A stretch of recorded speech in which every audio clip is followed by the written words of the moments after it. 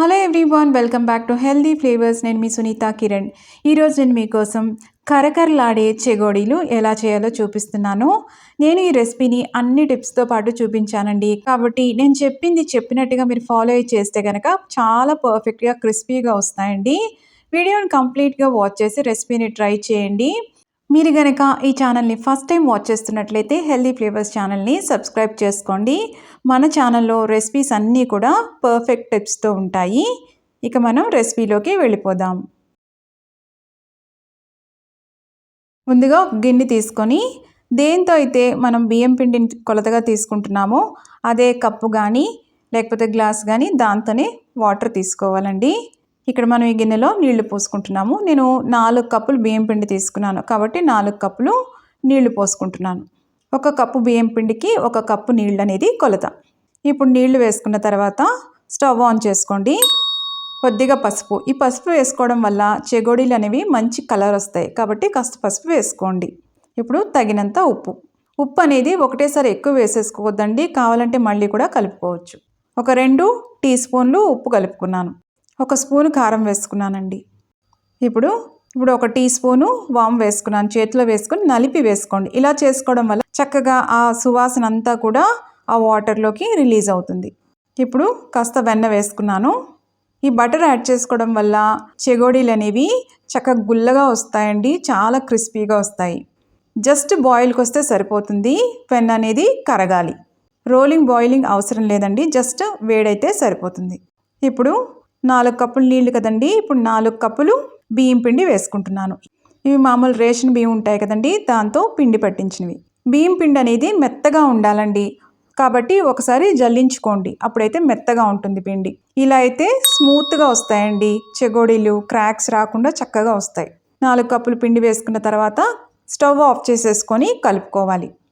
ఇప్పుడు ఒక్కసారి కలిపిన తర్వాత ఒకసారి ఉప్పు సరిపోయిందో లేదో చూసుకోవాలి. ఇప్పుడు కాస్త ఉప్పు పడితే బెటర్ అనిపించిందండి. ఇప్పుడు కాస్త ఉప్పు వేసుకున్నాను. ఒక బౌల్లో వేసుకొని కాస్త నీళ్లు వేసుకొని పైన ఇలా వేసుకొని మళ్ళీ ఒక్కసారి అంతా కలుపుకోండి. చల్లగా అయ్యే వరకు వెయిట్ చేయొద్దండి, వేడిగానే కలిపేసుకోండి. కాస్త మనం ఆ వేడిని తట్టుకోగలం అన్నప్పుడు ఇలా ముద్దలంతా కూడా చపాతీ పిండి కలుపుకుంటాం కదా, అలా కలుపుకోవాలి. అప్పుడు క్రాక్స్ లేకుండా చాలా సాఫ్ట్గా క్రిస్పీగా అంత నుండగా వస్తాయి కదండి చెగోడీలు, అలా వస్తాయి. అవసరమైతే కాస్త చేతికి ఆయిల్ పట్టించుకొని ఇదంతా కూడా ముద్దలు చేసుకోండి.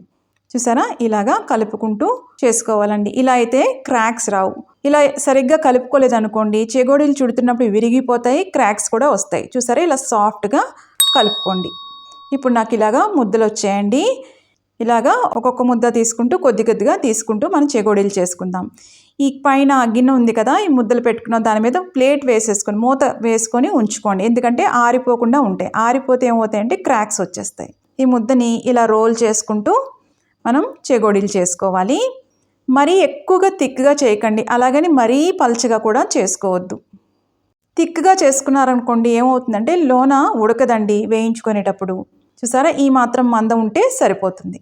ఇలా రౌండ్గా చేసుకొని జస్ట్ ఇక్కడ ఇలాగా ప్రెస్ చేయండి, అప్పుడు లాక్ అయిపోతుంది. చూసారా, ఆ మాత్రం సైజు ఉంటే బాగుంటుంది. ఇలాగా అన్నీ కూడా చేసుకోవాలి. అయితే ఒకటేసారి అన్నీ చేసుకున్న తర్వాత మాత్రం ఫ్రై చేసుకోవద్దండి, ఆరిపోతాయి చెగోడీలు, అప్పుడు క్రాక్స్ వచ్చేసి సరిగ్గా అవి ఫ్రై అవ్వవు. కొన్ని బ్యాచెస్గా మనం ఫ్రై చేసుకుంటే చక్కగా అవి ఫ్రై అవుతాయి. ఇప్పుడు నేను పక్కన ఆయిల్ పెట్టుకున్నాను, ఆయిల్ బాగా వేడెక్కింది. మీడియం ఫ్లేమ్లో ఫ్రై చేసుకోవాలి. లోన ఉడకాలి, క్రిస్పీగా కూడా అవ్వాలి. చూసారా, స్టార్టింగ్లో ఎక్కువ బబుల్స్ వస్తున్నాయి, కాస్త అంటుకున్నట్టు ఉంటాయండి, ఏం పర్వాలేదు. ఫ్రై అయ్యే కొలది అవి విడిపోతాయి. బాగా ఫ్రై అయిందంటే అర్థం ఏంటంటే క్రిస్పీగా అయిందంటే బబుల్స్ చూసారా ఇంకా లేవు అంటే క్రిస్పీగా అయినట్టు. మనకి ఆ గరిటతో ఇలా అనేటప్పుడు ఆ సౌండ్ కూడా వస్తుందండి, క్రిస్పీగా అవుతాయి. మధ్యలో ఒకవేళ వేడి తగ్గింది అనుకుంటే ఫ్లేమ్ కాస్త పెంచుకొని మళ్ళీ మీడియంలో పెట్టేసుకోండి. ఇలా అయితే ఆయిల్ ఎక్కువ పీల్చదు ఒకటిది, రెండోది చక్కగా క్రిస్పీగా కూడా అవుతాయి, లోను కూడా బాగా ఉడుకుతాయండి. ఇవన్నీ కూడా చిల్లుల గిన్నెలోకి తీసేసుకొని కొలాండర్ ఉంటుంది కదండి, చిల్లుల గిన్నె ఉంటుంది కదా, దాంట్లో వేసేసుకోండి. తర్వాత టిష్యూలో వేసుకోండి, అప్పుడు ఏదైనా ఎక్సెస్ ఆయిల్ ఉంటే కూడా చక్కగా అదంతా కూడా పీల్చేస్తుంది. ఇలాగే అన్ని బ్యాచెస్గా చేసేసుకోండి. నేను తీసుకున్న కప్పు కొలతకి ఇన్ని చెగోడీలు వచ్చాయండి.